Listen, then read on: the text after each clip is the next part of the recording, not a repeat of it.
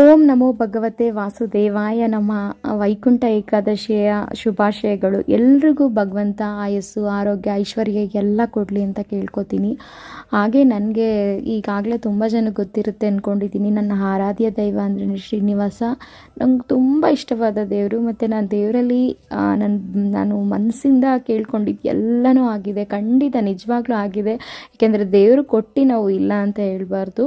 So ನಾನು ಅಂದ್ಕೊಂಡಿದ್ದೆಲ್ಲ ಆಗಿದೆ. ಎಲ್ಲದಕ್ಕೂ ಭಗವಂತನ ಆಶೀರ್ವಾದನೇ ಕಾರಣ.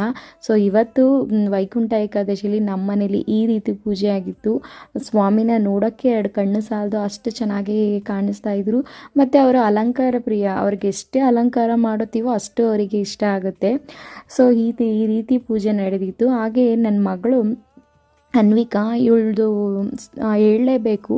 ನಾನು ಪ್ರೆಗ್ನೆನ್ಸಿಯಲ್ಲಿ ನನಗೆ ಹೆಣ್ಮಗುನೇ ಆಗಬೇಕು ಅಂತ ನಾನು ಆರೈಕೆ ಮಾಡಿಕೊಂಡು ಕೇಳ್ಕೊಂಡಿದ್ದೆ. ಆ ಭಗವಂತ ನನಗೆ ಹೆಣ್ಮಗುನೇ ಕೊಡ್ತು. ಮತ್ತು ನನಗೆ ಬುಧವಾರನೇ ನನ್ನ ಮಗಳು ಹುಟ್ಟಬೇಕು. ಯಾಕೆ ಅಂದರೆ ವಿಷ್ಣುವಾರ ಶ್ರೀನಿವಾಸನ ವಾರನೇ ಬುಧವಾರ. ಸೊ ಬುಧವಾರನೇ ನನ್ನ ಮಗಳು ಹುಟ್ಟಬೇಕು ಅಂದ್ಕೊಂಡೆ. ಅದರಲ್ಲೂ ಬುಧವಾರ ಏಕಾದಶಿ ದಿನವೇ ನನ್ನ ಮಗಳು ಹುಟ್ಟಿದ್ದು ನನಗೆ ತುಂಬ ಸಂತೋಷ. ನಮ್ಮ ಪ್ರಪಂಚ, ನಮ್ಮ ಕನಸು ಎಲ್ಲದಕ್ಕಿಂತ ಹೆಚ್ಚು ನನ್ನ ಮಗಳು.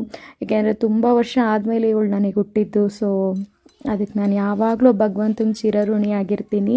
ಮತ್ತು ನಾನು ಇವಾಗ ಮಾರ್ನಿಂಗು ಡೇಟಾಕ್ಸ್ ಡ್ರಿಂಕ್ ಆಗಿ ಚಿಯಾ ಸೀಡ್ಸ್ ವಾಟರ್ನ ತೊಗೊತಾ ಇದ್ದೀನಿ. ಯಾರಿಗೆಲ್ಲ ವೆಯ್ಟ್ ಲಾಸ್ ಮಾಡಬೇಕು ಅಂದ್ಕೊಂಡಿದ್ರೆ ಡೆಫಿನೆಟ್ಲಿ ಟ್ರೈ ಮಾಡಿ. ಯಾಕೆಂದರೆ ನಂಗೆ ಸ್ವಲ್ಪ ಈಗ ರಿಸಲ್ಟ್ ಸಿಗ್ತಾ ಇದೆ. ಯಾಕೆಂದರೆ ನಾನು ವೆಯ್ಟ್ ಗೇನ್ ಆಗಿದ್ದೀನಿ.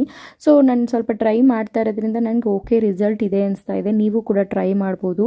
ಹಾಗೆ ತಿಂಡಿಗೆ ಚಪಾತಿ ಕುಂಬಳಕಾಯಿ ಪಲ್ಯ ಮಾಡ್ಕೊಂಡಿದ್ದೆ. Thank you for watching. ಹಾಗೆ ಸಬ್ಸ್ಕ್ರೈಬ್